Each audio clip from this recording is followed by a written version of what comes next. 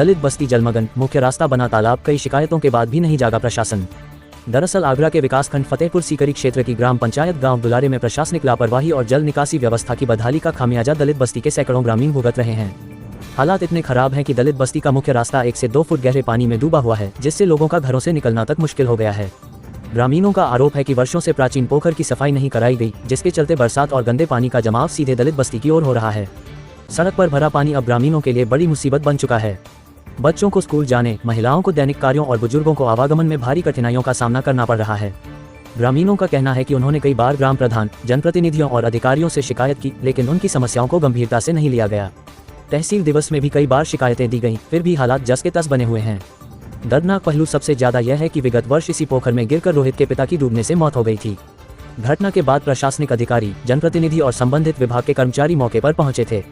उस समय ग्रामीणों को झूठा भरोसा दिलाया गया था कि पोखर, नालों और रास्तों की सफाई कराकर समस्या का स्थायी समाधान किया जाएगा, लेकिन आश्वासन सिर्फ कागजों तक सीमित रह गया और जमीनी स्तर पर आज तक कोई ठोस कार्रवाई नहीं हुई। ग्रामीणों का कहना है कि यदि समय रहते पोखर की सफाई, जल निकासी की व्यवस्था और रास्ते को दुरुस्त नहीं कराया गया तो भविष्य में फिर कोई बड़ा हादसा हो सकता है। लोगों में इस बात को लेकर भारी नाराजगी है कि एक व्यक्ति की जान जाने के बाद भी जिम्मेदार विभाग व जनप्रतिनिधि कुंभकर्ण की नींद सोए हुए हैं। आपका नाम क्या है? मेरा नाम बोलते हैं, मैं दुलारा का रहने वाला हूँ। तो रोहित, क्या परेशानी है, क्या बोलना चाहते हैं आप? सर मैं कहना चाहता हूँ कि ये जो आप मेरे पीछे तालाब देख रहे हैं, तो इतनी परेशानी हो रही है पूरे गांव के लिए, आने जाने के लिए कोई रास्ता नहीं है और ये इतना खतरनाक हो चुका है कि जानलेवा बन चुका है।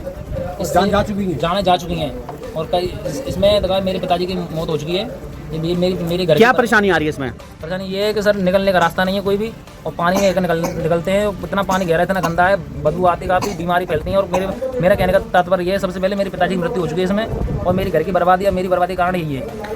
मैं ये कहना चाहता हूँ, सभी से गुजारिश है मेरी, कोई मेरी मदद करे और इसमें रास्ता और बनवाए। क्या मेरा कसूर यही है कि मैं पिछड़े वर्ग का हूँ? बताइए मेरा कसूर क्या है? कोई ज्ञापन वगैरह किसी को आप पहले बोल चुके हो क्या इसके बारे में? प्रधान जी को दिया, गांव के प्रधान जी को दिया, एसडीएम जी को भी दिया, इसने सुनवाई नहीं की।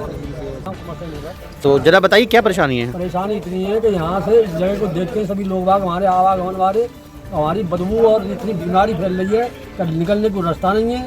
और कई बार इसकी शिकायत भी की है, कोई किसी तरीका से इसका अमल नहीं किया जा रहा है। बार बार हम जो है सिफारिश कर रहे हैं, लेकिन कोई हमारी तरफ ध्यान नहीं दे रहा है।